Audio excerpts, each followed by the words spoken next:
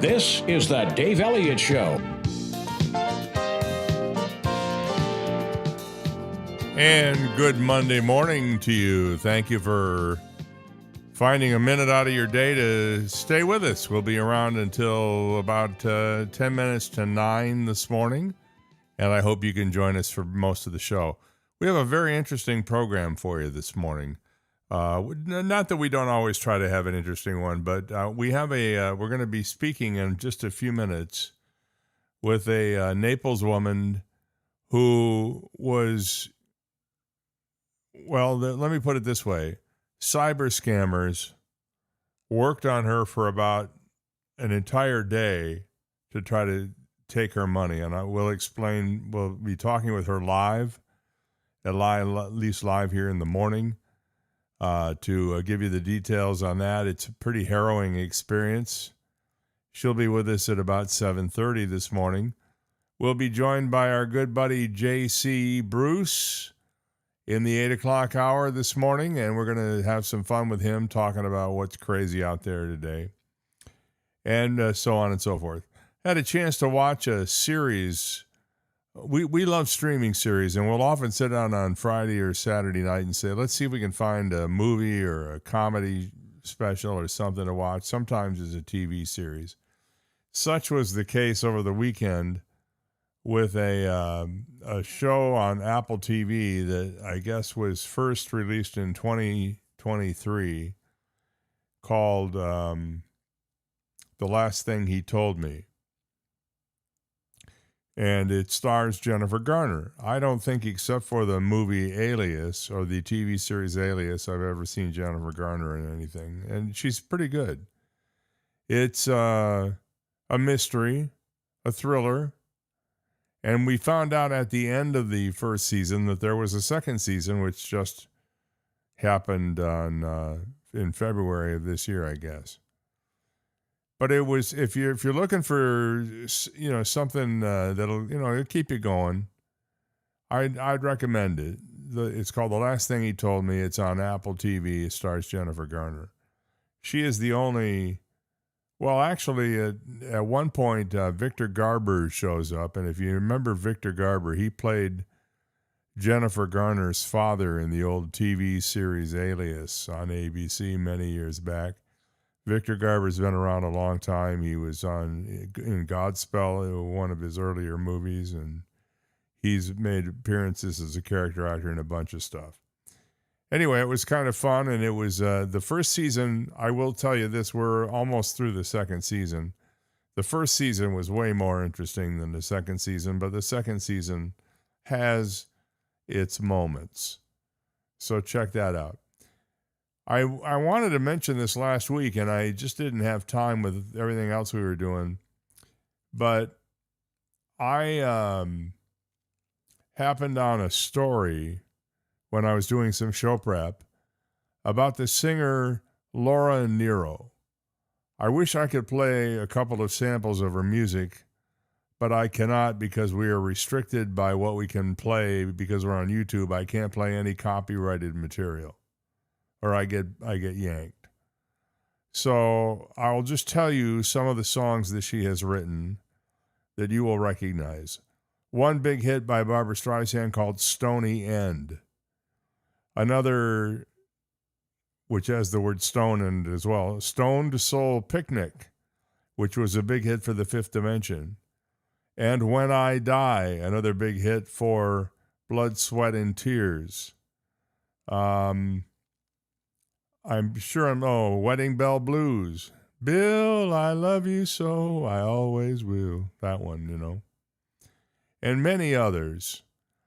It turns out that she had a very interesting life and died at an early age of 39 of cancer. I think it was 39 or 49. But her music, I decided I wanted to listen to, after reading this lengthy article about her and her life and how she came to be a musician and what she'd been through. I started digging around into her discography. And I will tell you this, she's maybe one of the most inventive singer-songwriters of her time in the 60s and 70s. You gotta look up Laura Nyro. It's Nyro. Listen to any one of her albums. There's one called, I think it's called New York Teneberry, that is just stunning in terms of its complexity and its sheer musicality and the force of the lyrics. Well worth your time. She's got a voice that just goes into the stratosphere when she wants to. And she is a new favorite of mine musically. I'm going to start trying to find albums of hers. She made several, almost all studio albums. She only actually performed live in the last few years of her life. But Laura Nyro, what an incredible performer she was. So if you haven't seen her yet, I hope you'll do it. Somebody's saying, help, can't pull you up this morning. Is there a problem with you or me? Well, I think it's probably with you because I'm seeing the stream working fine here. So, not sure what to tell the person, except if you're having problems, you can't tell me because you can't hear me. So, I don't know what to say. I'm just sending him a message or her a message right now saying, help, can't pull you up. We'll get this going here and see what we can find out. In the meantime, sad to report that Shelley Fabre, remember her, Johnny Angel? Remember that song, Johnny Angel, from the 60s? And the daughter on the Donna Reed TV show. And she also played Coach. She was on the TV show Coach. She didn't play Coach. She played Coach's girlfriend. And I think she was also on One Day at a Time. Shelley Fabre died in Los Angeles Saturday, 82. The family wrote, to her family and friends, Shelley was the source of love, strength, laughter, and comfort. She had a remarkable ability to make people feel welcome, valued, and cared for. I'm looking at a picture of her from recent years. She had dyed her hair, she was a redhead, but she dyed her hair like pink and blonde, and it's all spiky. Even that was from 2016, so that was 10 years ago when she was 72. She was born in Santa Monica, California in 1944, started acting as a young child. Her first TV credit came at age 10 when she appeared on the Loretta Young Show. Now that goes back a day or two. Many movies and TV shows followed. She acted with Paul Newman, Frank Sinatra, Eva Marie Saint in a producer's showcase production of Our Town. I imagine she played Emily in that. She was in the Rosalind Russell movie The Girl Rush and the Rock Hudson drama Never Say Goodbye. Other early credits include Annette, Captain Midnight, the Black Leather Jackets episode of The Twilight Zone even. Her biggest break came when she was cast as Mary Stone on the Donna Reed Show, where she was a regular from 1958 to 63. During that time, she also got a recording contract and had 2 top 40 hits, including Johnny Angel in the 1960s. And she was in 3 movies with Elvis: Girl Happy, Spin Out, and Clambake. I remember her from the Donna Reed Show more than anything else. You know, I've always wondered about the Donna Reed Show. Why was it called the Donna Reed Show when the character she played was Donna Stone? I guess people felt that Donna Reed was a bigger draw. So she told the Los Angeles Times about 30 years ago. She said, I think the years on the Donna Reed Show, the years from 14 to 19, were so incredibly important, meaning age-wise. She said, Donna Reed was simply an extraordinary woman, a woman of great strength, kindness, integrity, and compassion. I am not trying to make her sound like a saint, but she had the most profound influence on me. I carry her with me today. She said this was in 93. In the late 70s, Fabre made an impression as Francine Webster on the CBS sitcom One Day at a Time. She also played James Caan's wife in Brian's Song, and then got cast as Christine Armstrong in Coach, although the show took a minute to find its audience. She said in that 1993 interview, "I always did feel from the very beginning if they could find the right spot for us, this was a show that would last." She married twice, first to producer Lou Adler in 1964, then she would married MASH actor Mike Farrell in 1984. And I guess they were married right up until the end. She was also a devoted advocate for Alzheimer's awareness, which affected her mother. In early 1999, a visit to the emergency room for esophageal bleed revealed that she had progressive liver failure. After spending 22 months on a waiting list, she had a liver transplant surgery in October of 2000.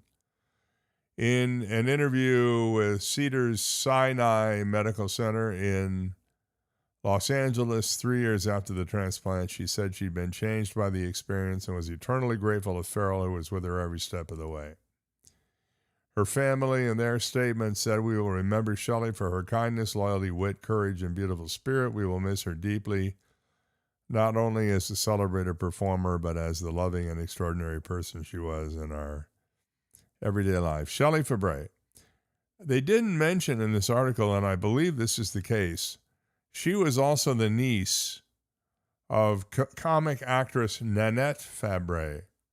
If you remember her, the names are spelled differently because Nanette Fabre wanted her name spelled the way it was pronounced, which is Fabray, but it was actually Shelley Fabre's spelling, Fabares, that was the correct spelling of the name. And I'm just looking them up here right now, and I see that Shelley Fabre and Nanette Fabre were related. Nanette Fabre was her aunt, as I suspected, as I remembered. I thought I remembered that. Nanette Fabre, by the way, was born Ruby Bernadette Nanette Fabre. There you go. Now you know. Sorry to see her leave the planet, but she certainly did provide a lot of great character and acting ability for us to enjoy. I see in the Naples newspaper this morning that one of the key people in the Epstein case lives in Naples. Her name is Leslie Groff, and back in March they bought a place on Creighton Road. I guess paid a little over almost $6 million for it. They also have a home about $6 million in Connecticut. But they live in the house, I guess, in the Naples location, according to reporting in the Naples Daily News. Now, who is Groff? Well, for about 18 years, from 2001 to 2019, she worked as Epstein's executive assistant, and we worked right up until the point he went to the pokey. She apparently has not been charged with anything, but according to the reporting, her name shows up more than 100,000 times in the Epstein library, as they call it. Her job was to help Epstein and all of his various other people schedule travel and communication. So you see her name a lot in emails. She swears she did nothing wrong, that she didn't know what he was up to. That's her story, and she's sticking to it. But I guess if you want to talk to her about it, you'll maybe run into her in the supermarket and just ask her about it. Whether she likes it or not, is now a public figure. 7:15, Pennsylvania Republican Rob Bresnahan is finding himself at the center of an increasingly colorful political fight as Democrats seize on footage of him trying on a pair of hot pink high heels. And I saw a video of him on a treadmill in the pink heels, which looked pretty good on him. It was taken in 2023. It shows him shopping for the perfect pair of heels ahead of the Pittston Pink Gentleman's Dash, a charity event in Pittston, Pennsylvania, where men race in high heels to raise money for cancer research. I remember a number of years ago they had one of those on Fifth Avenue, and I do, in fact, remember that I think my friend Gary Price took part, for the former Naples City Councilman, in that event. It's a widely done charity event where men get into heels and then try to race each other. I would think that would be the most dangerous thing. You're talking about breaking an ankle. Well, in the footage, Bresnahan tries on several pairs of women's shoes before settling on the winning pair. He even tests them out on a treadmill before declaring, "I'm going to wear these things to go." The clip is now resurfaced. Again, it was for charity. It was a fun thing. But the clip is resurfaced as Democrats and Republicans trade increasingly personal attacks in the closely watched Pennsylvania 8th Congressional District race. Bresnahan's campaign and the National Republican Congressional Committee have been attacking Bresnahan's Democratic opponent, Scranton Mayor Paige Cognetti, in a campaign commercial featuring Cognetti alongside drag performer Lady Lydia, who is also known as Frank Carey. The narrator in the commercial accuses Cognetti of supporting policies that would force grown men in girls' bathrooms and women's sports. Gee, we haven't heard that anywhere, have we? The photograph used in the ad was taken during the 2025 Pride flag-raising ceremony at Scranton City Hall, where Cognetti appeared beside Lady Lydia. And there's no public evidence of Cognetti ever saying she supports men in women's sports or men using women's restrooms, by the way. But in 2021, she publicly threw her support behind a Scranton event aimed at transgender and non-binary people, framing the gathering as part of a broader message that schools should be places for education rather than discrimination. So I guess they're now retaliating, showing the dude in the pink shoes and implying that, he was a cross-dresser. I don't know. It's a bunch of crap anyway, and it has nothing to do with governing, and just leave it alone, will you? Both sides. It's enough already. If you think that people are stupid enough that they're going to vote for somebody based on an attack ad, think again. I think people are wise to that trick. Look what happened here in the 19th District, District 19, when all the attack ads are out there, and who's the guy that wins? The local hometown guy wins. Even after a presidential endorsement, the local home guy wins over that endorsement of somebody else. People are smart.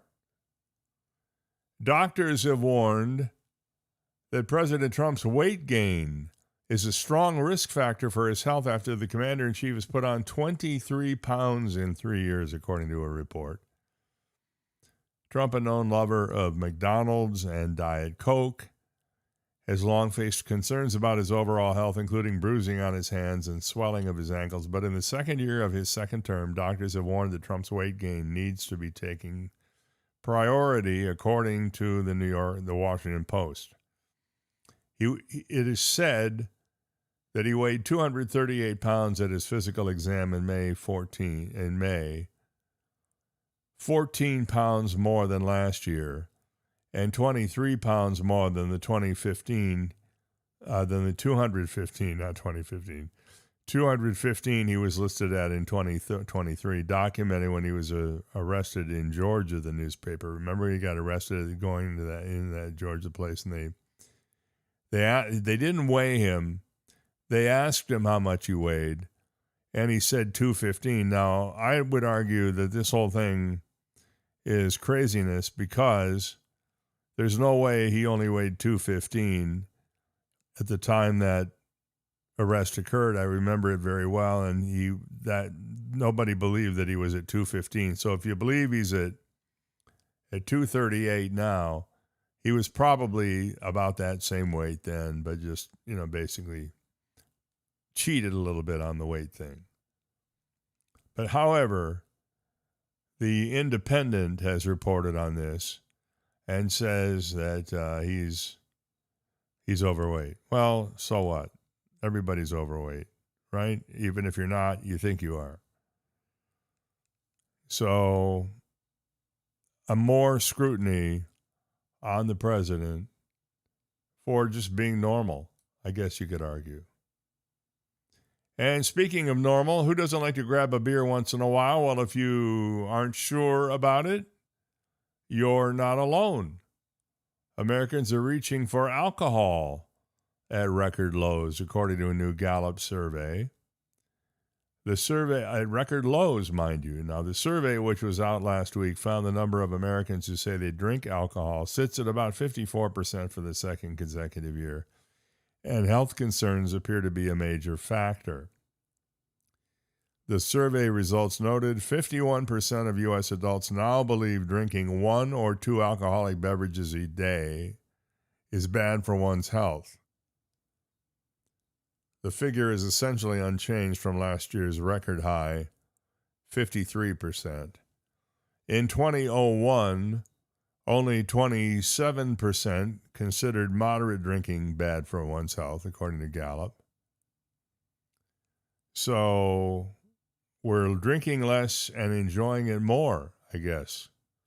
Awareness of research about drinking and health has also increased. The survey found with 86% of Americans who said they've heard at least something about recent studies concerning the long-term health effects of drinking, which is up from 79% of awareness about the health effects in 2024. So if you're drinking less and enjoying it more, you're doing the right thing, and keep it up. It can only be a positive, to be sure. Again, coming up in about 10 minutes, we're going to be about 8 minutes, actually. We're going to be talking with Jill from Naples, who was scammed by a bunch of cyber criminals. She has a harrowing story to tell, and I'm having her on because, well, first of all, she contacted me and asked me if I was interested, which I was very interested in. And she wants to let you know that you can be a very savvy, smart person who gets it, who totally gets it, and still the bad people can make it almost impossible for you to tell whether they're the real deal or not. She'll be coming up in a few minutes. We'll be talking with Jill. Then in the 8 o'clock hour, our buddy JC, Jeff Bruce, will be here, and we're going to have some fun with him. Meanwhile, the U.S. government's massive spending spree is going to make it even harder to keep pace with rising costs and reach the American dream, according to economists. The U.S. gross federal debt, as you probably know, because we talked about it last week, has gone over $40 trillion for the first time in history, the U.S. Treasury said this week. By the way, if you want to write that number out, put 40 and then 13, well, actually, 40 with 12 zeros after it, before the decimal point. That's more than double the $19.95 trillion when President Donald Trump was sworn in for the first time in January 2017, and it includes $32.266 trillion in Treasury securities held by the public, $7.782 trillion in intra-governmental debt holdings. So we are in debt up to our eyebrows in this country, and you wonder why the government comes after you when you default on everything, but yet they're still out there operating like there's no problem. No problem, man. We're just spending the money. I wish somebody would get wise and tell them to stop spending the money. I know it would hurt a lot of people who have become used to entitlements, but at some point, doesn't the government have to live within its own means?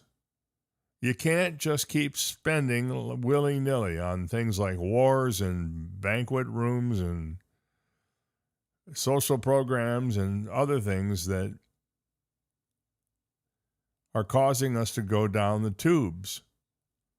Now, right now, we owe so much money that nobody can afford to foreclose on us as a country, so we got that going on. But still, holy moly, that's a lot of doly, if you know what I mean. All right, 7:26. We'll be right back. The Dave Elliott Show. When it comes to your health, there's no cookie-cutter way to do things. Each person is individualized in their needs and their desires, and that's the case with your hearing, too. Naples Audiology and Hearing Center, with 2 locations in Naples, one in Colonial Square off Goodlette Frank Road, the other in the Vanderbilt Commons at Vanderbilt and Collier Boulevard, are here to help you. They help you with individualized treatment. You go in for a free hearing evaluation, and if you should happen to need a little help from a hearing device, they can offer you the exact device you need, the exact technology you need for your particular needs. Don't let your hearing get in the way of enjoying your life. They even have devices that can cut out the background noise if you're in a big crowd someplace. Naples Audiology and Hearing Center, I've been going to them for years, and I know you should too. Believe me, you will notice the difference right away. Naples Audiology and Hearing Center, online at napleshearingcenter.com. Are you ready for a culinary experience like no other? Mark your calendars for the event of the season. Sizzle Dining is happening starting September 1st through the 30th. Picture this, a world of flavors, a celebration of taste, and a chance to make a difference in our community. Savor delectable dishes, expertly crafted by top chefs, each plate telling a story of passion and creativity. But that's not all. Sizzle Dining benefits Blessings in a Backpack of Southwest Florida, a charity dedicated to ensuring no child has a hungry weekend. Dine with purpose. Every time you indulge in the exquisite offerings during Sizzle Dining, a portion of the proceeds will go directly to Blessings in a Backpack. So gather your loved ones, invite your friends, and come experience culinary excellence while making a meaningful impact. Share your moments with hashtag Dine with Purpose. Sizzle Dining, taking place the entire month of September, where taste, compassion, and community come together in perfect harmony. Reserve your table today, because with Sizzle Dining, every bite counts and every meal matters. It's 4 a.m., Monday, and you're literally sucking baby snot through a tube because she's congested. Man, that's love. And if you love her that much, love her enough to make sure she's buckled in the right car seat. To make sure your child's in the right seat for their age and size, visit nhtsa.gov/the right seat. Show them you love them. Keep them safe. Visit nhtsa.gov/the right seat. Brought to you by the National Highway Traffic Safety Administration and the Ad Council. Hear that? That's the sound of your life. Perfectly imperfect. Beating in rhythm to the world you've created. But every time you drive after drinking, the music gets drowned out. Your life sounds pretty great. Don't let a buzz ruin it. Buzz driving is drunk driving. Don't drive buzzed. A message from NHTSA and the Ad Council. He's reached that age where his brain goes, you probably shouldn't say that, to, I can't wait to see where this goes. Dave Elliott. It's 7:30. I want to thank you for your time and attention this morning. You know, cyber scams are everywhere. You can't open an email or take a phone call without somebody trying to reach their hand in your pocket and take money away from you. Sometimes you can figure it out right away. Other times you cannot. And it doesn't matter whether you're smart or savvy or you know everything there is to know about computers or don't know everything there is to know about computers. It can just happen to you. Joining us on the phone right now from Naples is Jill, who had a very harrowing experience recently. And Jill, tell us a little bit about your background just so we understand where you're coming from with this. Yes. Hello. Thank you for having me on.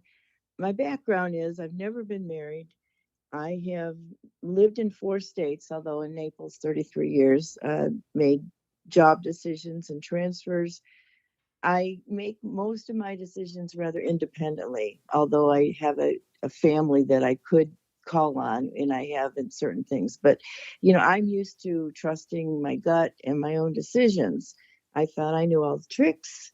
I read 3 newspapers, I read articles about don't click on emails, and I know to click on an email address. And if it comes up gibberish, that's wrong too. Don't give out personal information. Uh, Certainly never go to a bank to withdraw money. That I would never be that foolish. And you don't give Well, out your social security number and your bank no, account number and your no, credit card number. no, No. exactly. This was an extremely well orchestrated, well crafted scam. It started a week ago, last Friday. I got a text on my phone from a company that I do deal with about a purchase that was made, and it was sent from the security department. I and there was a number to call if it was fraudulent. It was $199. Well, it was to me it was fraudulent, and I eventually found out the security department sent it because the items were being sent to an address of a house in New Jersey. So I had quite a discussion with the rep and convinced her no, no, absolutely not. And she finally decided to take the charge off. She supposedly sent an email and made a transfer call to the fraud detection team at my bank, which is the credit card holder what the company had been using. The bank rep identified herself with a name and ID number, extremely businesslike, and put me on hold to do some research. She came back and said there were 3 accounts in other banks open in my name, and said a high fraud alert would start on all accounts. And of course, I was alarmed, but several years ago, some money had been taken from a checking account and put in another bank, and those 2 banks worked it out, and I got my money back. So I just thought, oh, your personal information could be out there somewhere, which I guess it is for everybody. So I was then transferred to high security at the bank, and also told that of those 3 accounts, there was money placed in an investment company in my name of it was $8,700. And they would report to FTC, and I was given a case number, and an email was sent to them. I kept checking my transactions. I used an iPad and we had my bank transactions open, and I didn't see anything coming out of my accounts. All this time, I felt like things were being handled in the right way for what they said had started it. So an investigation showed that, as I mentioned, all these items were sent to New Jersey. And then so far I had been clicked on that one text, and then I had been transferred. This time I was given a number to call the FTC. I was given the name of the officer that would be handling my case. I called the number and reached the same gentleman. His name did correspond with the FTC website as being the privacy officer. I traced at one point the area code, and that went back to Washington, D.C. This guy was extremely clinical sounding. He was businesslike, not real wordy, not a man of few words. And he said he had worked in fraud for 15 years. He did reveal that the Bureau of Alcohol, Firearms, and Tobacco was sending a team to investigate that house. I did not ask what the purchase was, and I should have asked, but I guess that wouldn't have mattered. And I kept thinking, which we should all do, is this plausible? Could this really be happening? And in my mind, yes, it's a nightmare, but it could be plausible. Mm-hmm. And I want people to understand, no one ever asked me my social security number, my bank account numbers, passwords. I never was asked any of this. This guy kept telling me to ask questions. He did not ask a lot. I was in shock, and I really couldn't think at that point what to ask. Again, he was very clear and direct. And the big flag came up, which I did not follow, did not see. He told me specifically not to disclose to anyone, which of course makes sense for a scam. And it was a case of my mistaken identity that they had to get cleared. He did ask repeatedly how often I went to the bank and did I know anybody there. And I kept saying, no, I go very rarely. I do my banking on my iPad. I really don't even know anybody there. He also told me to keep checking my bank transactions and let him know if I saw something wrong. That was another thing that to me seemed what should be said by this officer. Right. And my bank info always looked correct. In the conversations, again, this was all on Friday. He said they strongly suspected someone was leaking info from my bank, which, of course, caused me to question my bank. And I didn't want to talk with the bank. And all this was done over a weekend. So if I'd wanted to, I couldn't have. Which is what they wanted you to do. They wanted you to be able to say, when you go look at your account and don't see any withdrawals, well, they won't show up until Monday. Yeah, right. No, I just thought, okay, I was told everything was going to be, made secure, so they're just frozen. Right. He said he would send emails to the legal departments of Social Security and the IRS, and he would eventually get an investigation report with the outcome of the ATF visit to that house and other ongoing things, and then compile his own report. He always gave me timelines. Okay, it'll take about up to 2 hours to get my report, and then I have to compile my own report. This is where the weekend gets more intense. On Friday, he told me to check in by text every 2 hours with him, except during sleep time. He also had me make up a fake name for his phone contact. And the presence was, because I asked, was that since I was the victim, because he assured me they thought I was the victim, but they needed to keep track of what I was doing to show I was not working with the criminals.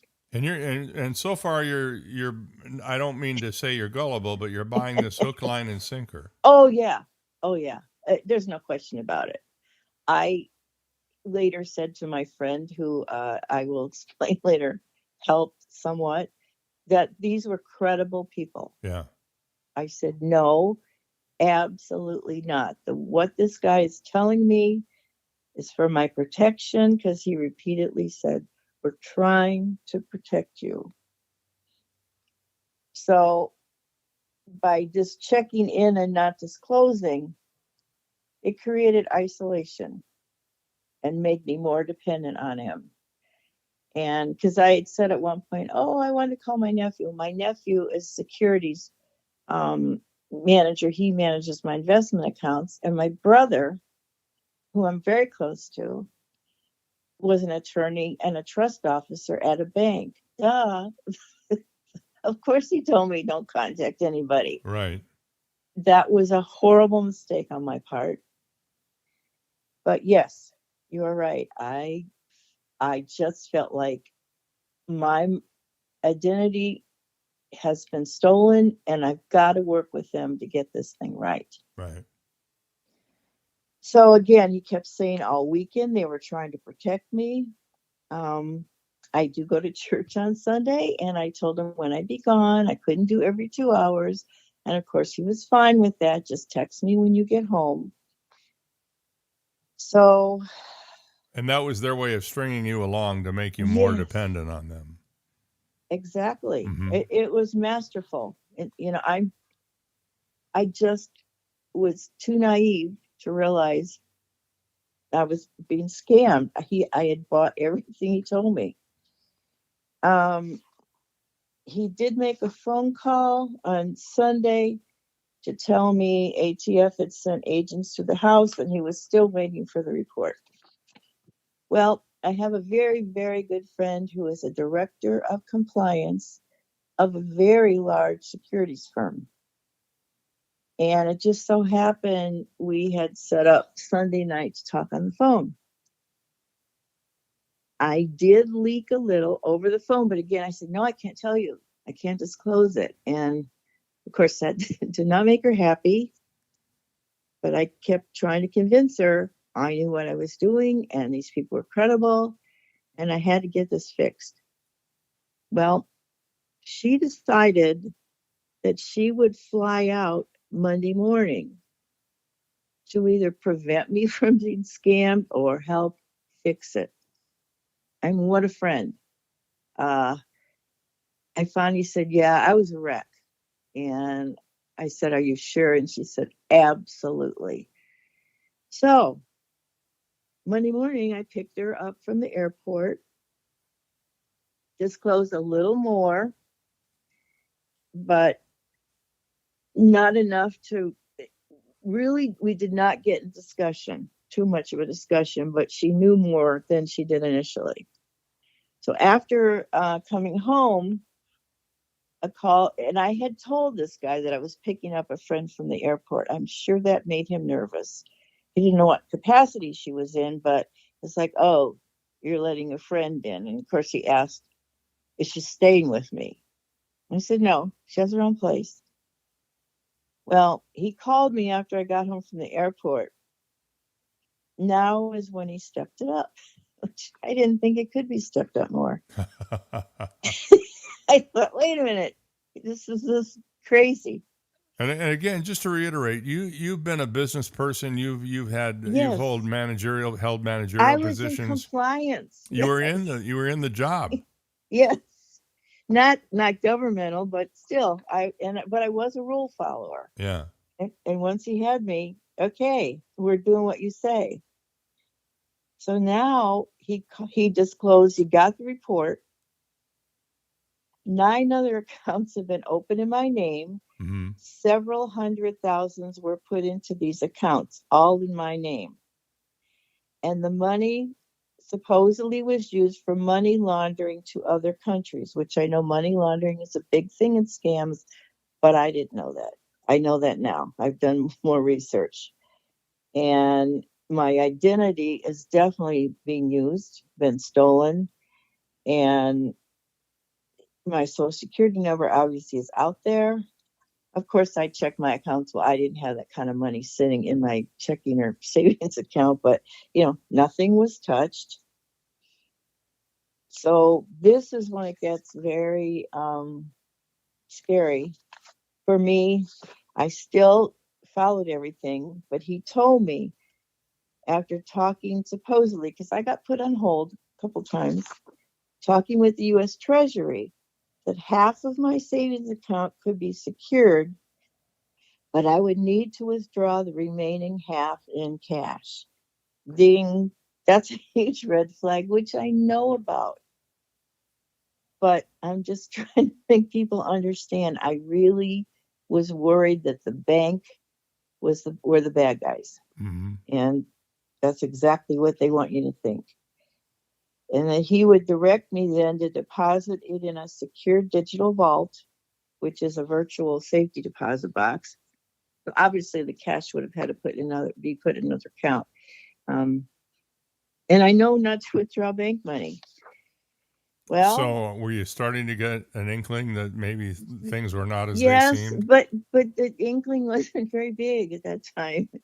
And I did talk to my friend, and I'm going to the bank, and she's screaming, no. I said, no, you have to trust me. I know what I'm doing. Well, of course, you can't just get a large amount of money without having a story for the bank. So we talked about what story I could tell to get my money. With the And scammer. You talked with the yeah, scammer about right. this. Yeah, not with her. Yes. And I'm very honest. I really think, oh my gosh, now I have to make up a lie. But I was stupid enough to do this. Luckily, my bank, whom my friend told me later, is very, very good at dealing with fraud. She kept questioning me, telling me about scams. She wanted proof showing what I needed the money for. And I didn't have it. Supposedly it would have been an invoice. And I said it was at home. And she wouldn't release it. Well, thank you. Thank you, bank person. But I'm still in there. I called him from my car and he told me to drive to another bank, which I did. I was feeling sick inside. Well, luckily, that bank was gone. And I looked up another bank and I couldn't find the address at all, which I've been saved 3 times now. The first person would give me the money. The second bank was no longer a bank, and I couldn't find the address of the third bank. Now, these were all branches of the same bank? Yes, all branches of the same bank. And again, I talked to my friend, and she's increasingly alarmed, but because she's not with me in the car, he could see on our any conversation, because he'd have me go to a parking lot and call him, and he could see I was getting increasingly cold feet. And I said, well, I'm not sure I can do this, because there was one more bank that I could try. And he started getting irritated, and he said he didn't make any more money whether or not I withdrew my money. And then he had 3 other cases and did not have the time to keep spending on this. He said, it's your decision, but if I don't go forward with it, I would be called up in the criminal trial and I could be liable for all illegal monies. He became angry. Well, to him, I ended the call expressing uncertainty, but that I would try again. And it's interesting, Dave, because it appeared at that call that I was on speakerphone. So I'm sure the whole team was listening and ready to get their money. It was pretty obvious people were in on that. What kind of money were we talking about that you were in terms? Around 10,000. So it really wasn't a lot of money in terms of the amount of time that they had. No. Considering the amount of time they put into this, exactly. to net $10,000 seems almost like, well, it's got to be real, because if they were really bad guys, they'd be looking for 100,000, right? Good point. And nobody ever asked about my investment accounts. That never came in the picture. Yeah. And he had wanted to know early if anybody had access to my bank account information. I said, of course not even my nephew. It's all investments. So to me, that was a duty of an officer, to make sure nobody else had access and to find out if somebody else did. That seemed very plausible. Well, he wanted to know the timing when I would be done, because when I was uncertain, he said, well, are you going to do it or not? And I said, I guess so. I hung up the phone, went down the sidewalk, because it was a block or so away from where I was parked, sat down on a chair in the shade, and called my friend. And she said, we're going to the police. And I went to pick her up. He called. It was late in the day by that time. He called 3 more times. I did not answer the phone at all. No more calls after that. The reason this was late, because we couldn't get her lock to work in her house. So she had been at my house for a while, and it took 2 hours to get that fixed. And then we got in. There was no air conditioning. So oh my God! It was a horrible day. Monday was absolute day from hell. It was 5:30 to 6. Well, no, it was about 7 at night. We got in and got air conditioning, and I was still in shock. So we decided to order in that night, and the next morning, the next morning we stopped at the bank, and the person who had been my teller was also a manager, and we went in her office and thanked her over and over again.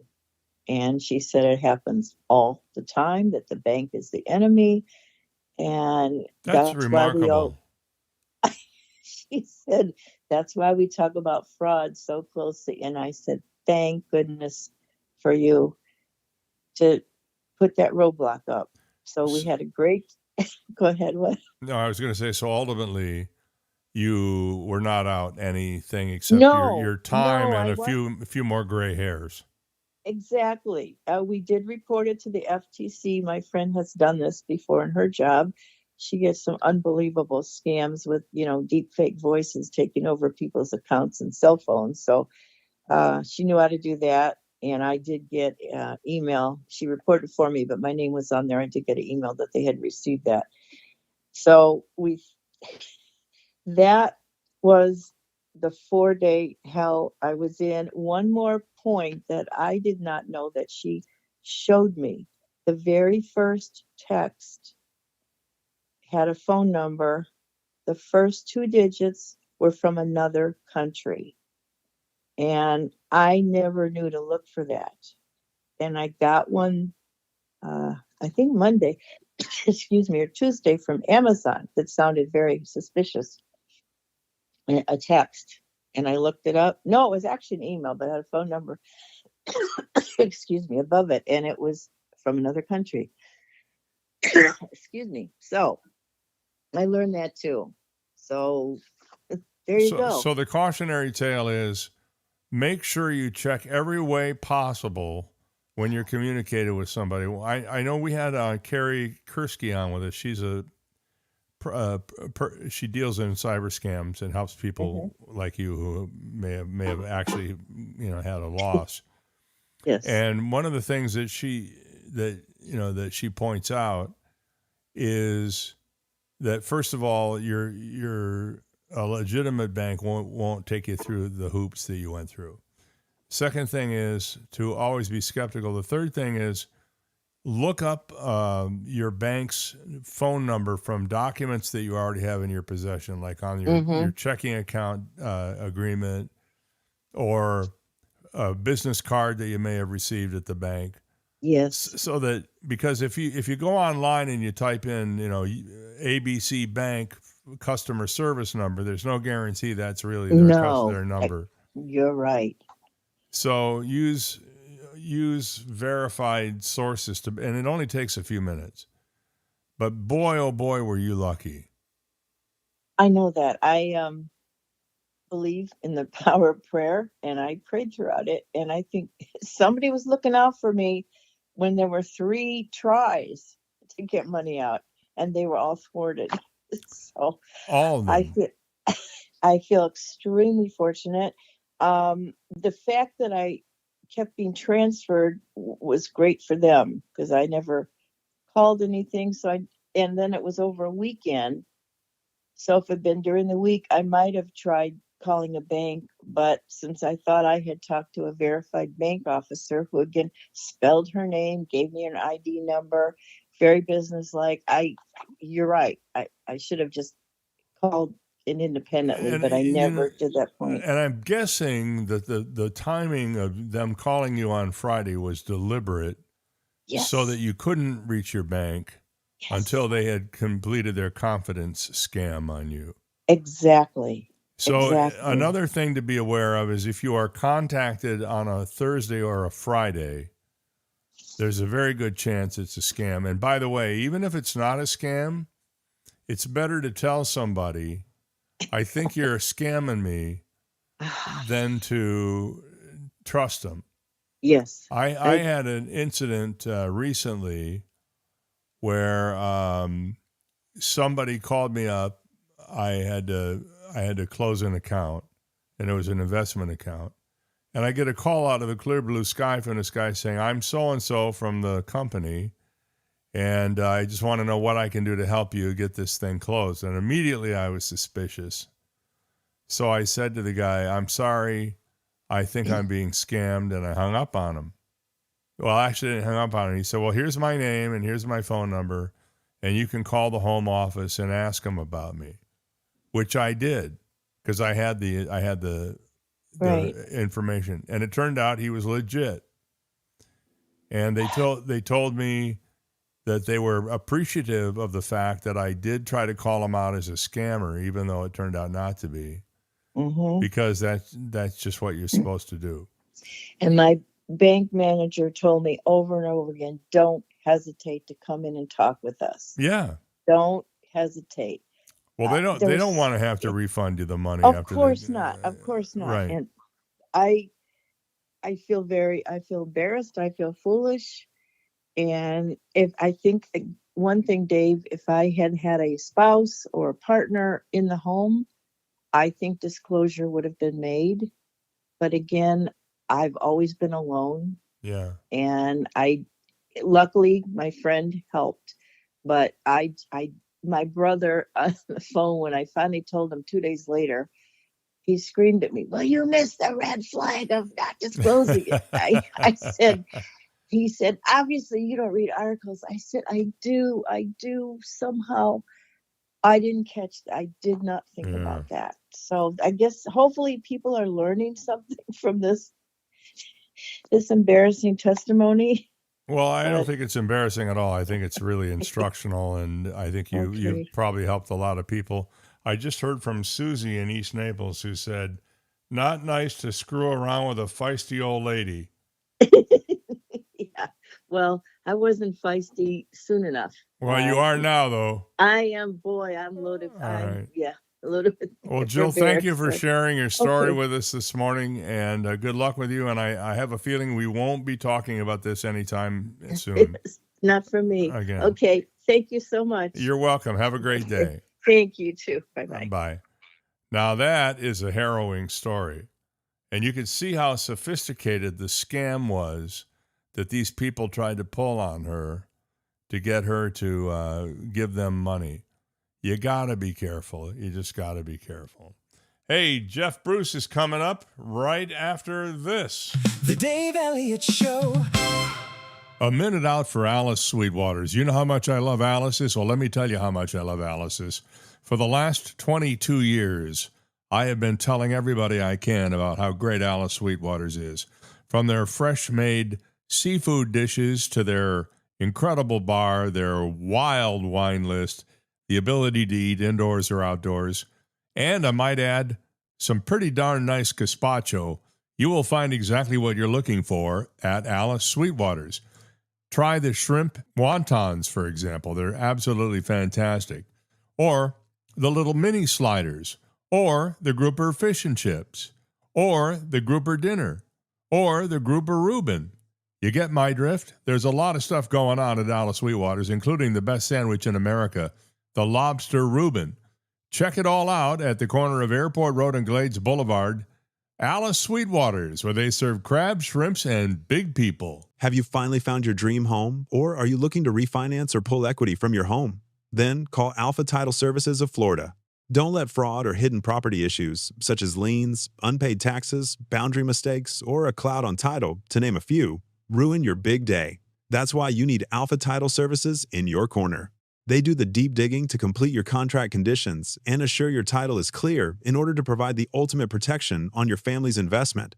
Before you sign on the dotted line, make sure your future will be truly yours by contacting Alpha Title Services at 239-260-1495. To protect your dream, let your realtor or lender know you choose Alpha Title Services of Florida to handle all of your closing needs. Trust the people who have been serving the real estate community since 1999. Trust the people you can call to ask questions before signing your contract. Trust Alpha Title Services of Florida. Online at alphatitleservices.com or call 239-260-1495. Hi, I'm Ryan Blaney, a third-generation race car driver, and we dedicate a lot of our time to going as fast as possible. My grandpa Lou is the reason why my dad and I started racing, and I'm really proud to follow in his tracks. But when my grandpa was diagnosed with Alzheimer's, it was a very unexpected bump in the road for us. I've learned a lot on this journey with my Grandpa Lou, and the memories of my grandpa will always be with me. It's important to notice if older family members are acting differently, experiencing problems with their memory, or having trouble with routine tasks. Talking about Alzheimer's can be really tough, but if you notice something, have a conversation with your loved one. Encourage them to see a doctor or offer to go with them. Early detection of Alzheimer's can give your family time to explore support services, make a plan for the future, and access available treatments. The Alzheimer's Association provides care, support, and research to help you take control of the situation with your family and manage the disease together. If you or your family are noticing changes, it could be Alzheimer's. Talk about seeing a doctor together. Visit alz.org/time to talk. A message from the Alzheimer's Association and the Ad Council. When Dave talks, his lips actually move. Dave Elliott. Okay, we're back, and thank you for hanging out with us this morning. It's 8 o'clock, and I'm happy to say good morning to J.C. Bruce, if I unmute him, first of all. There you go. How you doing there, buddy? Well, good morning. How are you? I'm just fantastic. I'm very grateful to our previous guest, Jill, for that rather lengthy but involved story she told. That was a harrowing tale. I'm telling you, and the thing you got to be careful of is that you never know whether it's legit or not. But as I said earlier, I've had experiences with this, and my advice is assume everything is a scam. The legit people are going to understand. Yeah, this is one of those cases where you just can't be cynical enough. And listening to her, to me at least, it was evidence of, look, perfectly smart, worldly people can be taken advantage of. And we see stories in the news about it all the time, right? I mean, people who, get, scammed by the Bernie Madoff lookalikes of the world, because they're very charming, very persuasive, really well scripted, there are enough touchstones there that it makes sense. And it's one of the, I think just about everybody has stories like this, right? Not necessarily where they've had their money taken, but where people have attempted to do it. And one of the things I discovered, a couple of years ago is that, somebody calls up and says, hey, is this, are you Jeff Bruce, and are these 4 numbers part of your MasterCard account? And you look at your MasterCard, and sure enough, there they are, and it starts to sound really legit. Well, it turns out that, everybody has those same 4 numbers or something. And so these guys are pretty sophisticated. It's easy to be taken advantage of. So I thought it was great that she shared that story because it was very relatable and just goes to show how all of us need to stay alert. Well, the thing that's scary about it is that the technology has become so sophisticated now, and these crooks are master manipulators. It is the true definition of what a confidence scam is. People forget that con man, the word con, is short for confidence. Right. So they get you to be dependent on them. They all the way along they're telling you exactly what you want to hear to feel assured. And then they wait for that right moment, and you could hear it in her story when he finally said, "I need you to withdraw cash." Right. Or I need you to vote for me. So it's same technique. Speaking of con man, yeah, I suppose that's true. Since you and I last talked, there was an election. Yeah, there was. And it turns out that the local boy, at least in District 19, managed to hold on and defeat all the other people. And, whether I support Mr. Schwartzel or not is irrelevant. I will say this. I think he ran a really good campaign. He understood his audience.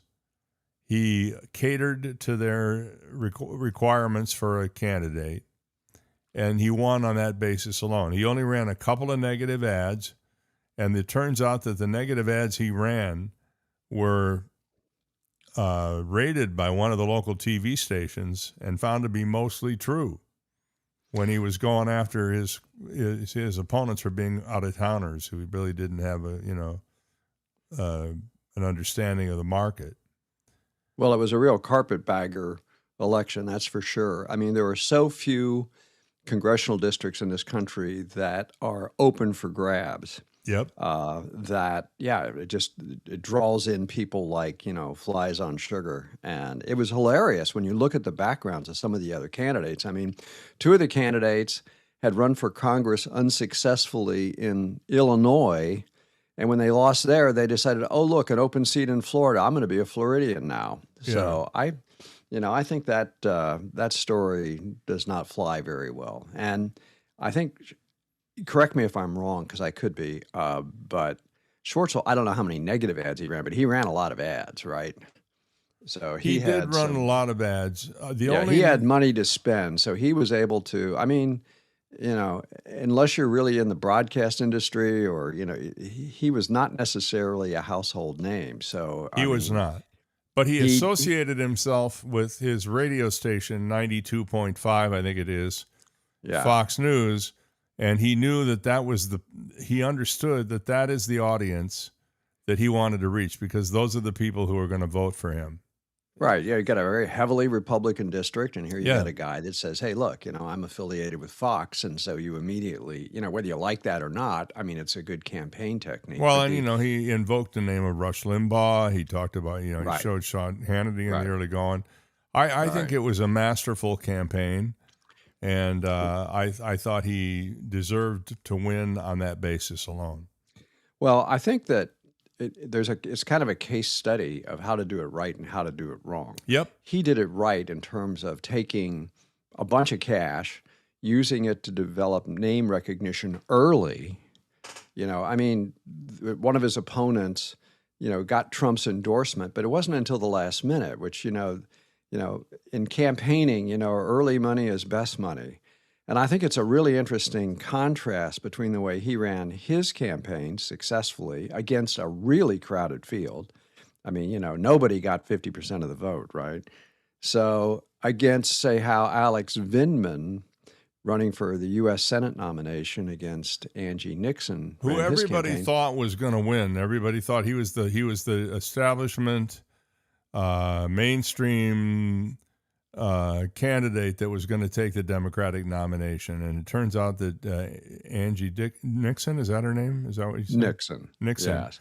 And it turns out that she kind of followed in the footsteps of the guy from Michigan. Right, and it turns out everybody was wrong except Angie Nixon, and as it turns out, Ashley Moody, who is the current Republican incumbent, who when reporters kept asking her about, well, how do you think you're going to stand up against, this guy who was a former Army colonel, blew the whistle on Trump, helped getting him impeached. How are you going to stand up to this guy? And she says, why are you guys assuming he's going to be the nominee? There's another candidate out there. And, to her credit, she knew what she was talking about. And as far as the contrast between those two campaigns, the thing that struck me the most is that Vindman, who I met and I happen to personally like. I think that he's a very approachable, very likable guy on a one-on-one basis. I'm not sure how good a campaigner he was, but he left the campaign. He left the election with $7 million in the bank. He raised a ton of money, but he thought he would hoard it for the eventual race against Moody because he assumed, like everybody else, that he would be the nominee. Yeah. Well, contrast that to Schwartzel, who took that money. Of course, it's his own money, and he had a lot of it, to develop the name recognition he knew he'd need. Vindman and Nixon both. I mean, earlier, you're saying, is it Nixon, Dixon? That's the problem she's got, and it's the same problem Vindman had, is that they didn't have widespread name recognition. Right. He needed to spend that money in the primary, and he didn't. And I think that cost him the nomination. Frankly, and it could be it cost the Democrats a shot at taking that seat back from the Republicans. So pretty bad error in judgment there. Well, I think he had there were no ads running down here for those two that I saw on TV. Did you see any? No, although I don't watch television as much as a lot of other people. Oh, I'm an avid TV watcher, but right. That's good. Between the two of us, at least one of us, pays attention. But I'm paying attention. Big Brother. What can I tell you? Survivor. No, I've never watched an episode of Survivor. Well, that is also, I think, a strategic mistake. I mean, People say, okay, I'm a Democrat running. I'm not going to invest a lot of money in Southwest Florida because, it's ruby red. But on statewide elections, like for governor or for the U.S. Senate, Every vote counts, all those man. Democrat votes roll up to the statewide count. You can't write off red counties. You just can't, because there's plenty of votes there, and they could be the number of votes you need to make a difference. Only going to prove that politics is an art as much as it is a science. Well said. What can I tell you? Now, if anybody was smart, they would not be going to Italy today. Yes. This is a haunted day. It is August 24th. And by the way, do we know that it was really August 24th? Because the Gregorian calendar, I just want to throw a little water onto this fire. The Gregorian calendar changed when August 29th or August 24th was. Right. So August 24th of 79 AD, unless somebody has done the math and has just simply extrapolated that, was probably not the real day that Mount Vesuvius blew its lid. Well, Dave. Fair or not? Well, Dave, when I wrote about this, I used artificial intelligence, so it has to be right. Well, there you go. It was on the internet. Did you ask Claude? I don't know who I asked. I can't keep up with all the names, although I'm sure they're keeping up with mine and yours and everyone else's. No doubt. Yeah. But anyway, Skynet is not that far off. I'm convinced it's already here.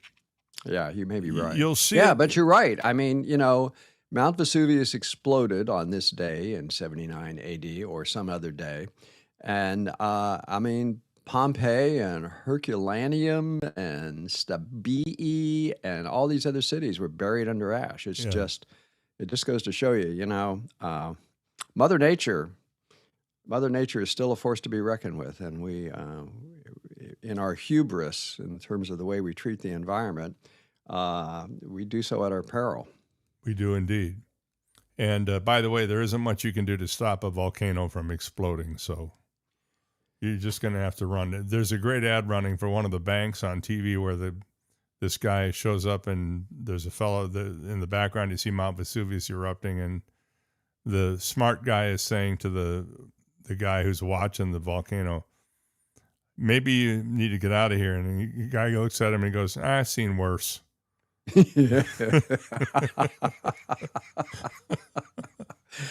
Yeah, it's like the people that very funny ad. Cat 5 hurricanes coming, and they all hang out on the beach.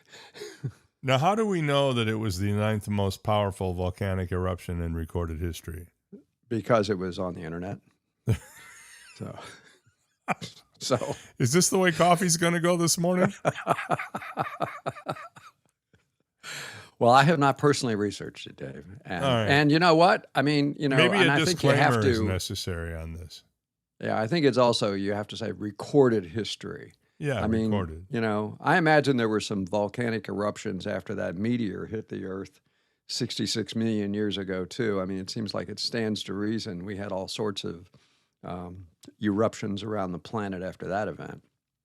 But that wasn't recorded history because that was the Tyrannosaurus Rex was terrible at note taking. I mean, his little tiny hands, he wasn't very good. Couldn't hold the fountain pen. He could not. Couldn't hold a quill. But in the meantime, you could go to, I guess you could go to Mount St. Helens Park tomorrow and see if that volcano is going to blow. I imagine that there's a national park around Mount St. Helens. Is there not? I don't know, but as you asked that question, which was a fair question, one of the things you can do is you go into the geological record. You make boreholes, you look for ash that has deposited itself on the Earth with any sort of radioactive elements that it might have in it, and you can start seeing layers and layers. So a huge volcano, for instance, will spew enough stuff into the Earth's atmosphere that it shows up as sort of layers, sort of the tree rings of the Earth's history, which is how we know so much about when the Sure. major dinosaur extinction was, and also, it's how we know about the levels of carbon dioxide gas in the atmosphere, because you go to Antarctica and you bore a hole through the ice and you start analyzing the CO2 content that's trapped in the ice, Right. and you can see, the acceleration of carbon dioxide in the atmosphere, over history. And so, I mean, there are ways to do this. No, I think that's valid. But tomorrow is National Park Service Day. Yeah, speaking of. And that's why I brought up Mount St. Helens. Yeah, right. That was a nice transition. Yeah, I thought it was. Obviously, you didn't get it. You didn't get it. No, I when didn't, did because it I'm the a little first slow on time. the uptake. But you're the one that put the list together. I know, right? I'm just following directions, buddy. I'm just going right. I'm going right down the list here. Yeah. So what our listeners don't know is that, before we go on the air here, Dave asked me to put together a list of, okay, here's every day of the week coming up. What's something interesting about each of these days? So, and we share that on our screen, and I'm supposed to be following along, and I just blew it. I'm so very sorry. Well, you don't need to follow along. You wrote it. You probably know it anyway. Oh, yeah, it's memorized. Right. Ask me any day of the year, and I'll tell you. All right. August 27th. August 27th. Well, that is actually a really big day, because in 2003, Mars was closer to the Earth than at any time in the last 60,000 years. Wow. So, and people may be asking themselves, well, wait a minute now. I mean, Earth orbits the sun, Mars orbits the sun. Sure, we get it at some point, they're orbiting the sun and they're, in juxtaposition with one another. There's the sun, there's the Earth, there's Mars. But how could it be closer sometimes than others? And the answer is because the orbits aren't perfectly circular. Right. I mean, they're slightly elliptical. And so you get Mars going in the, sort of the egg tip part of its orbit towards Earth, and Earth's towards Mars. And there you go. The thing that when I wrote about that, and you and I are science guys, and we think this stuff's fascinating, so we nerd out on it. But one of the things that was interesting to me is that I just asked the question of the never wrong internet. Whoa, okay, so that's how close Mars got. That means it was the closest planet to the Earth ever, right? And the answer is no. Venus routinely is closer, because we're just closer to Venus than we are to Mars. And I never really thought about that, because, all this talk about, okay, we're going to colonize Mars and we're going to send something to Mars. Well, if distance were the only factor, it would be a lot easier to go to Venus than it would be to go to Mars, except for the fact that Venus is about, 200,000 degrees. And well, I think the reason we're going to go to Mars gas is because it's the most potentially habitable space. We go to Venus, we all know that the atmosphere will crush you. Yeah. And the heat will boil you. Yeah. So, I mean, what's those are downsides. That would be like going to Cleveland. Yeah. Who would do that? Nothing against our Cleveland listener out there this morning, but Right. It'd be like going to Cleveland. But the other thing that was interesting to me is that when, Mars and Venus, I mean, this is really nerding out, I'm sorry, well, that's go on right. the other side of the sun, and we're on this side of the sun. I mean, at that point, they're really far away. And guess what? At that point, Mercury is actually the closest planet to Earth. So who knew? Oh, man. Every astrologer in town is going, I don't understand this. Is Mercury in retrograde? I don't know. I don't even know what retrograde means. Well, does it mean it's waning as opposed to waxing? Yes, definitely. Is that what it means? Yes, it does. Yes. Okay, well, now we know. Yes. They could have just said waning and waxing, but no, they have to say retrograde. Right. Wax on, wax off. And the oldest city in Florida or America? No, it's the oldest city in where? It's the oldest city in what is now the United States. Okay, St. Augustine. St. Augustine. But you have to define your terms. I mean, people were living here in communities long before Europeans showed up. But it is the oldest continuously settled European established city in the United States. Too many asterisks there for me. I know, right? There's a whole load of asterisks there. But Yeah, and this is the August 28th is its founding date, founded in 1565. Handful of years after Ponce de Leon waded ashore up in that same neck of the woods, and He was looking for the fountain of youth. he was, yeah. Where are them Utes? Where are them What's Utes? a Ute? What's a Ute? Yeah, what's a Ute? Yeah, is there a Ute honey? Is there a Ute season? My cousin Vinny, thank you very much. Yes. There's something I forget how many now. I think maybe a dozen different places in Florida that claim to be, where Ponce de Leon looked for the Fountain of Youth. There's a place, I think it's up in Punta Gorda, that some people think may be the closest actual thing that he might have looked for, if in fact he was really looking for it. That seems kind of apocryphal, but have you ever been to turns out the water's radioactive. Have you ever tried the hot springs in Bonita? I have not done the hot I don't know. I don't know if they're still around, but there was I thought it was a Holiday Inn. Maybe I'm wrong. In Bonita Springs, that is built around a hot spring, and you can go in there, and I guess there's sulfur, so it's it smells like rotten eggs.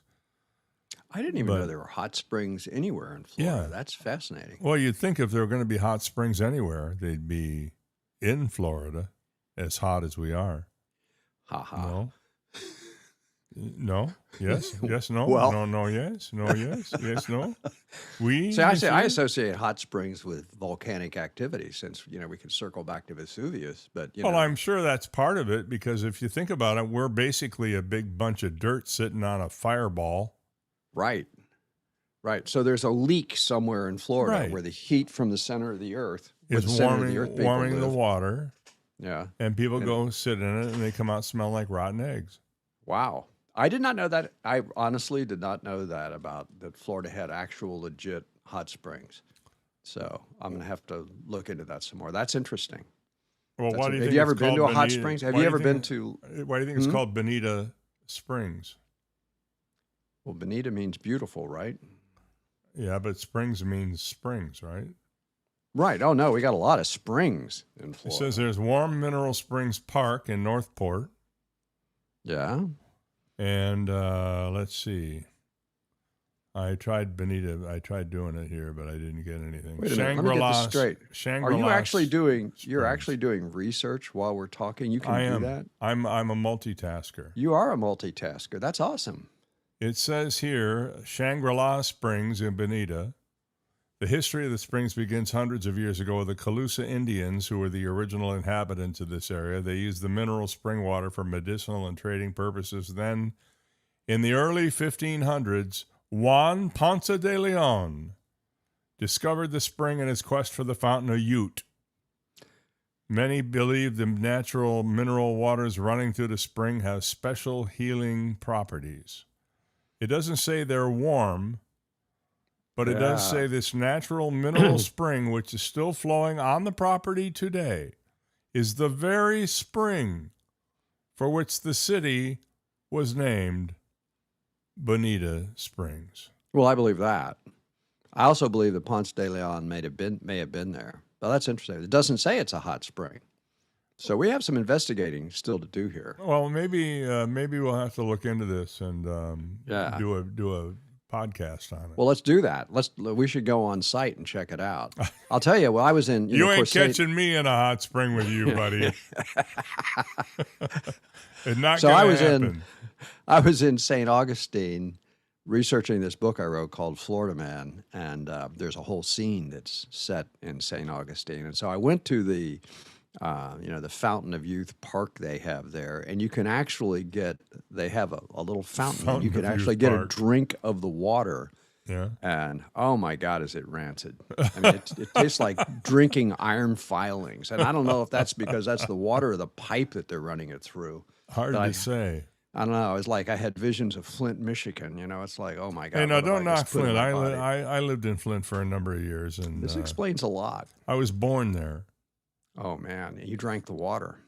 Well, I can remember, this is going to gross people out, but I remember as a little kid living in a street that was right across the road from the Flint River. The Flint River, which, of course, is the cause of all the consternation up there.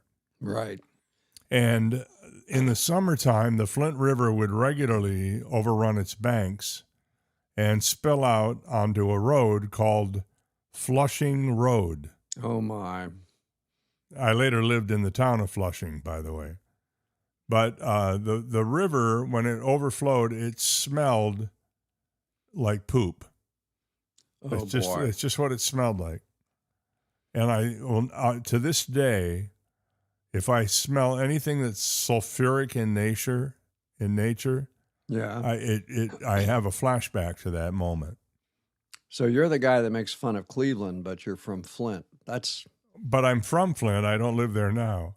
Oh, okay. All right. I got out while the getting was good. Yeah, right. Well, I used to, I was kidnapped by my parents when I was 3 years old and dragged against my will from Miami to Ohio, and spent my formative years in a little town outside of Cincinnati because my dad worked at a place in Fernald, Ohio, where they processed uranium for atomic Oh, bombs. lovely. Yeah, and it eventually became a Superfund site. We were downstream from Fernald, and my dad had the good sense to get out of there before some of the uranium slush ponds started leaking. So I'm probably only alive today because of that. But yeah, I mean, so I'm familiar with living in environmentally challenged neighborhoods. Well, we don't live in an environmentally challenged area here. We are challenged environmentally in Yes. Southwest Florida, to be sure. There are many of us who are probably not as good as stewards of the land as we ought to be, but we still have one of the most desirable places to live on the planet, at least as far as I can tell. You know, And it's all relative, but I believe that. we were, Sandy and I were out to dinner last night with friends, and we were sitting by these big windows looking out, across Florida, and there's all these palm trees. And one of the things that fascinates both of us about living here is palm trees. It's just, there's so many things you take for granted. I mean, you're driving around South Florida and everywhere you go, there's palm trees. Yeah, so what? If you're in Ohio, there's oak trees or whatever. But they're wonderful. I mean, it's just amazing, the exotic birds, the ocean, the palm trees. I've just finished writing something for Florida Weekly for a column that's going to run in a couple of weeks. It's something, there's a date coming up for like International Coconut Day or something like that, one of these wacko holidays.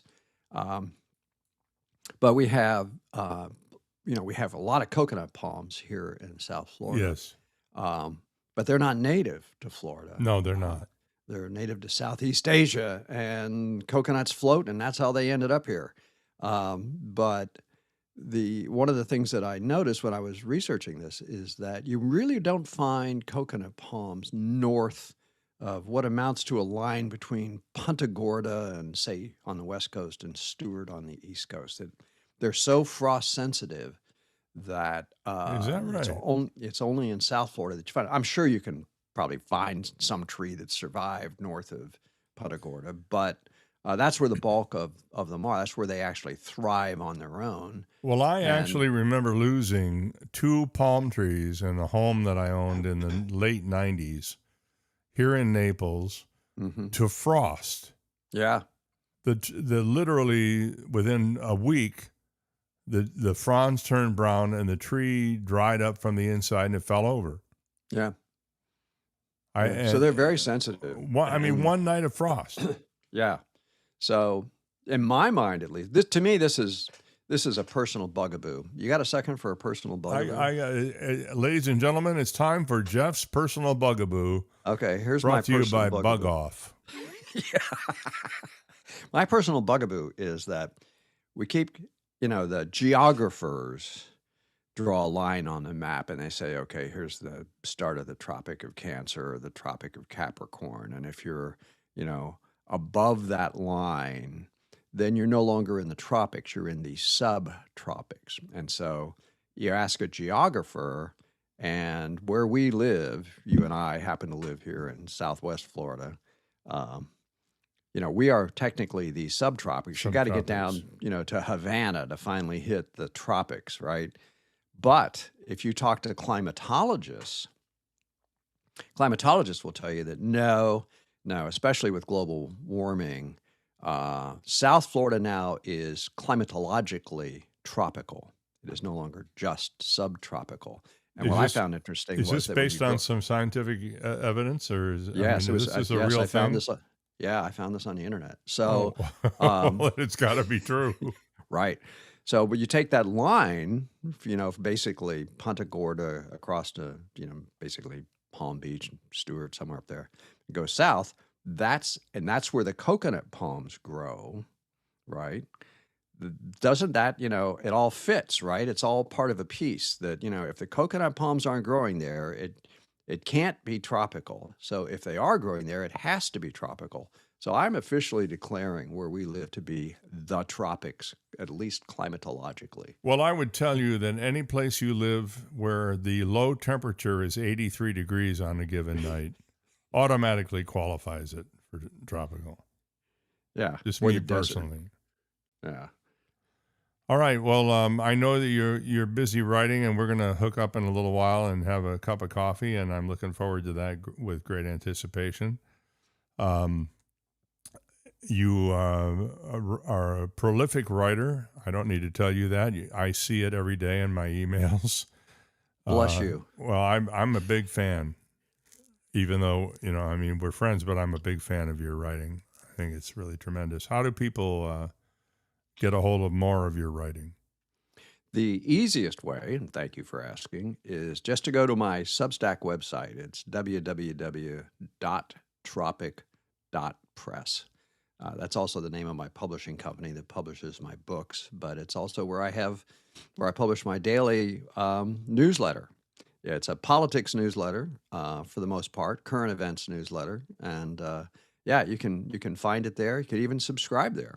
All right. You can even find links to my books there. It's a one-stop shopping. Tropic.press. It's like the Kmart of publishing. It is. It definitely like the Kmart. Well, maybe not the Kmart. Let's say the Walmart. 7-Eleven of publishing. Let's say the Walmart, because Kmart doesn't exist anymore. There are none left, are there? They're all none. gone. I think they're all gone. The last of them sad. is bitten the dust. Yeah, that's sad. Okay. Thank you, Jeff. Thank you. Talk to you in a little while. Jeff Bruce, our good friend and a pundit and a writer, author, columnist on the Dave Elliott Show. We will be right back. This is the Dave Elliott Show. Are you ready for a culinary experience like no other? Mark your calendars for the event of the season. Sizzle Dining is happening starting September 1st through the 30th. Picture this: a world of flavors, a celebration of taste, and a chance to make a difference in our community. Savor delectable dishes, expertly crafted by top chefs, each plate telling a story of passion and creativity. But that's not all. Sizzle Dining benefits Blessings in a Backpack of Southwest Florida, a charity dedicated to ensuring no child has a hungry weekend. Dine with purpose. Every time you indulge in the exquisite offerings during Sizzle Dining, a portion of the proceeds will go directly to Blessings in a Backpack. So gather your loved ones, invite your friends, and come experience culinary excellence while making a meaningful impact. Share your moments with #DineWithPurpose. Sizzle Dining, taking place the entire month of September, where taste, compassion, and community come together in perfect harmony. Reserve your table today, because with Sizzle Dining, every bite counts and every meal matters. When it comes to your health, there's no cookie cutter way to do things. Each person is individualized in their needs and their desires, and that's the case with your hearing too. Naples Audiology and Hearing Center, with 2 locations in Naples, one in Colonial Square off Goodlette Frank Road, the other in the Vanderbilt Commons at Vanderbilt and Collier Boulevard, are here to help you. They help you with individualized treatment. You go in for a free hearing evaluation, and if you should happen to need a little help from a hearing device, they can offer you the exact device you need, the exact technology you need for your particular needs. Don't let your hearing get in the way of enjoying your life. They even have devices that can cut out the background noise if you're in a big crowd someplace. Naples Audiology and Hearing Center, I've been going to them for years, and I know you should too. Believe me, you will notice the difference right away. Naples Audiology and Hearing Center, online at napleshearingcenter.com. Put your phone on D&D. That means do not disturb when you're driving. And when you're going from point A to B, I need you to stay safe, please, so always sing with me. So put your phone on D&D. That means do not disturb when you're driving. And when you're going from point A to B, I need you to stay safe, please, so always remember this beat. Don't drive distracted. A message brought to you by the National Highway Traffic Safety Administration, Project Yellow Light, and the Ad Council. And we're live here outside the Perez family home, just waiting for the... And there they go, almost on time this morning. Mom is coming out the front door strong with a double-arm kid carry. Looks like Dad has the bags. Daughter is bringing up the rear. Oh, but the diaper bag wasn't closed. Diapers and toys are everywhere. Ooh, but Mom has just nailed the perfect car seat buckle for the toddler. And now the eldest daughter, who looks to be about 9 or 10, has secured herself in the booster seat. Dad zips the bag closed, and they're off. But looks like Mom doesn't realize her coffee cup is still on the roof of the car. And there it goes. Oh, that's a shame. That mug was a fam favorite. Don't sweat the small stuff. Just nail the big stuff, like making sure your kids are buckled correctly in the right seat for their age and size. Learn more at nhtsa.gov/the right seat. Visit nhtsa.gov/the right seat. Brought to you by NHTSA and the Ad Council. He's always worn a mask to conceal his secret identity. Dave Elliott. It's 8:36. We're going to be playing Impossible Question in just a few minutes, and today we're going to give somebody a chance to win a gift certificate to one of the Sizzle Dining restaurants throughout Southwest Florida that are participating in this year's Sizzle Dining event, which begins September 1st. We're going to give you a little head start and give you a gift certificate. I don't have the exact name of the restaurant that you're going to win today, but I will tell you when we play the game that I'm making some rules changes to make you eligible to win, so you'll want to be ready for that. Happy birthday today on August 24th, Vince McMahon. You know him as the head man over at the WWE, is 81. Ann Archer, the actor, 79. Stephen Fry, also actor, 69. Steve Guttenberg, 68. Craig Kilborn. Whatever happened to Craig Kilborn? He's 64. He used to be on the Late Late Show years and years ago. Marlee Matlin, 61, very talented actor. Ava DuVernay, 54. Dave Chappelle, 53. Alex O'Loughlin, who played, was it McGarrett on Hawaii Five-0, the reboot of that, 50 years old. Chad Michael Murray, 45. Rupert Grint from the Harry Potter movies is 38. And Sophia Richie, the daughter of Lionel Richie, 28 years old today. As we mentioned earlier, on this date in 79 AD, or a date similar to this, Mount Vesuvius erupted in 1814. On August 24th, British troops invaded D.C. and burned down the White House and several other buildings. In 1853, guess what were first made that anybody's aware of? Potato chips. 1853. I wonder if they were an accident or on purpose.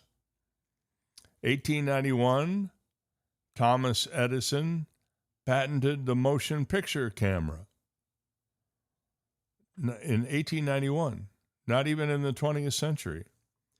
1932, Amelia Earhart became the first woman to fly across the United States nonstop from Los Angeles to Newark, New Jersey.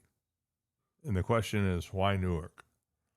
In 1979, The Facts of Life premiered on this date on NBC. And you may not remember this, but it was a spin-off from Different Strokes. 1992, thieves armed with a frozen rabbit smashed through the glass doors of a pub in Devon, England. They left the rabbit thawing on the bar. It doesn't say whether they got away with anything or not.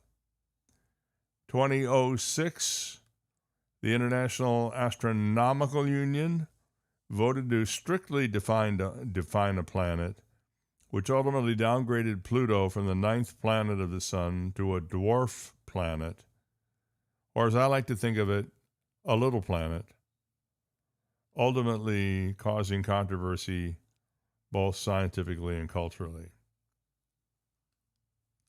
And finally, 3 years ago, former President Donald Trump's mugshot went viral after he was booked at the Fulton County Jail in Atlanta on felony charges related to his efforts to overturn the 2020 election. I say former because at the time, he was the former, not yet future president. So therefore, the term former applied in this story. So those are some of the highlights today, along with it being Peach Pie Day, Knife Bay Waffle Day, Shooting Star Day, and Weather Complaint Day. Don't we complain about the weather every day? At least as far as I can tell. The impossible question on the Dave Elliott Show. I'm not sure why they started and stopped again. They must have been excited about this as much as I am. Today we're going to give you a chance to win a dining certificate, and it'll either be $50 or $100. I'm sorry, I don't know which. To one of the Sizzle dining restaurants throughout Southwest Florida. I will have that information later today, and I will pass it along to you if you win when I get it. Now, the rules that we normally go by on this show, which are that you can't win if you've won in the last 30 days, are out the window. It's a clean slate. Everybody starts at 0 today, so everybody listening to me is automatically eligible to win a gift certificate to a Sizzle dining restaurant today if you get the answer right to our impossible question. If you've won already, you can win again, is what I'm telling you. The 30-day rule out the window. So get ready to answer if you think you know what the answer to our impossible question is today by texting or calling us at 305-699-2665. 305-699-2665.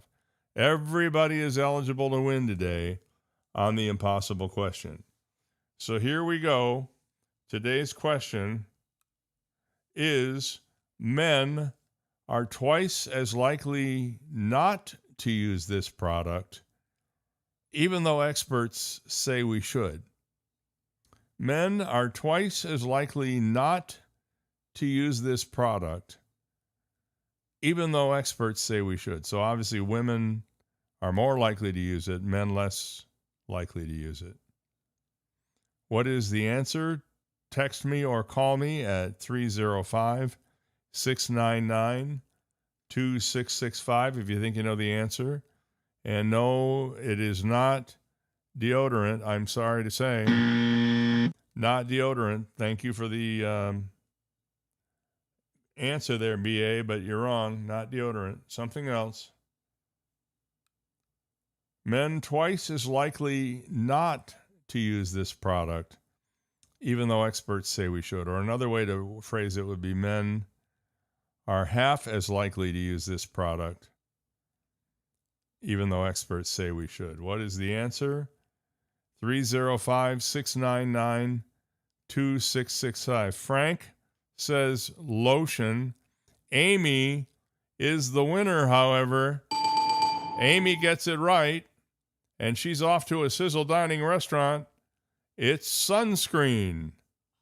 Sunscreen is the answer, and Amy is the winner.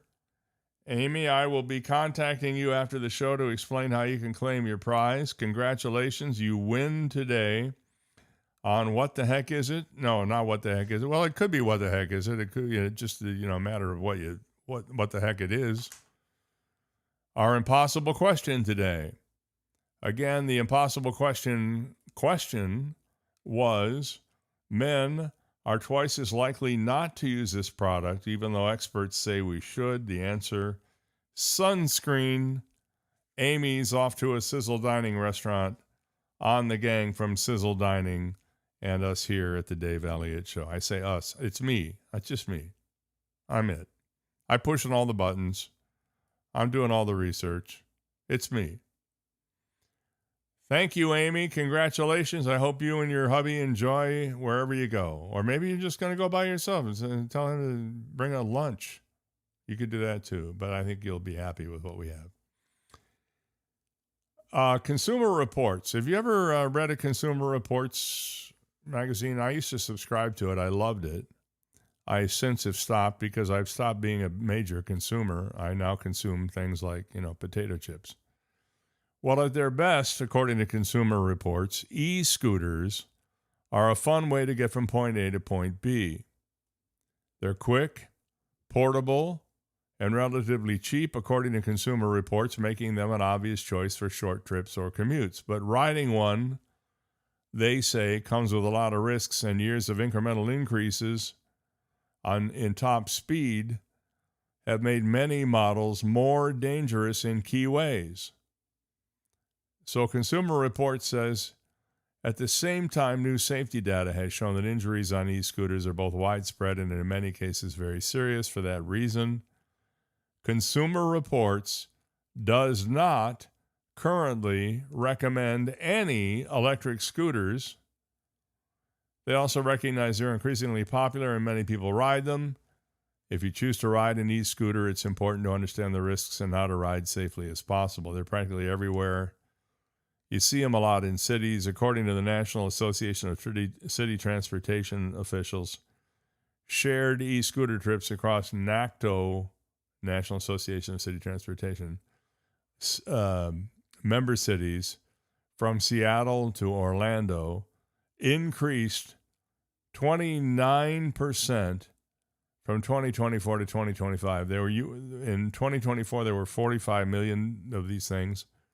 Last year, 58 million. That's pretty something. And if you add the top speeds, which are increasing, and growing popularity, there have been a lot of electric scooter-related injuries. According to the Consumer Product Safety Commission, there were roughly 10,500 e-scooter injuries in 2017. By 2024, 7 years later, that number had gone from 10,500 to 80,000. But despite e-scooter use being even more common in cities where bike and car traffic tends to be heavier, multiple peer-reviewed studies have also found that about 80 to 90% of e-scooter injuries are tied to single vehicle accidents rather than traffic crashes. In other words, the bulk of e-scooter accidents don't involve any other vehicles. Because e-scooter accidents are increasingly common, data on the injury severity is more widely available. It paints quite a worrisome picture, says Consumer Reports. An analysis of trauma data for England and Wales published in Scientific Reports in 2026 this year found that electric scooter riders are more likely than motorcycle riders to suffer a traumatic brain injury in an accident.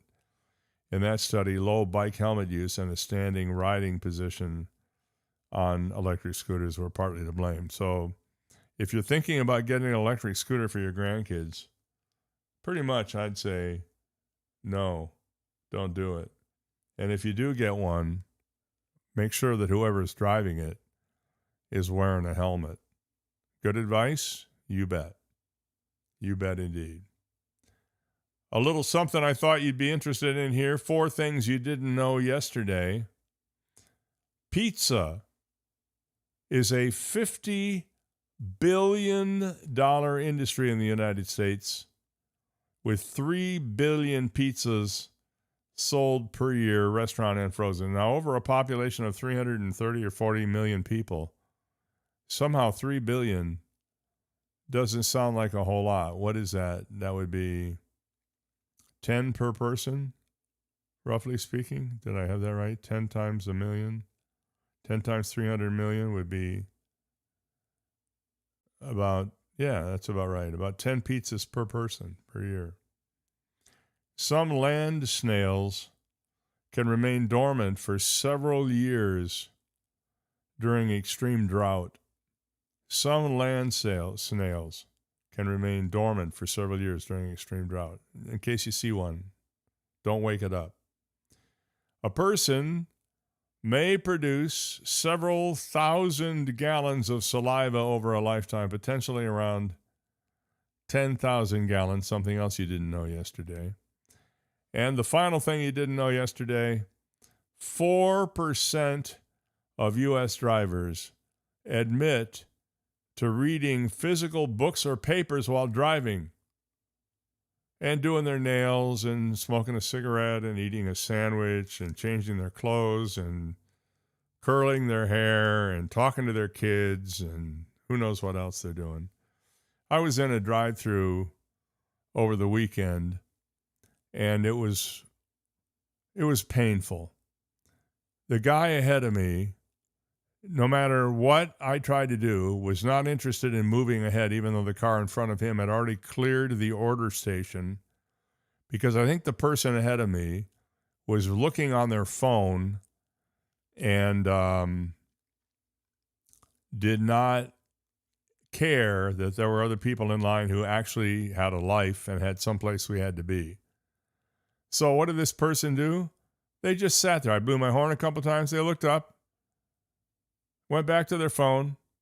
They could have been at the order area, but no, they were on their phone. Or what? I don't know what they were doing. They were looking down, so I'm assuming they were on their phone. Maybe they were contemplating their belly button. I do not know.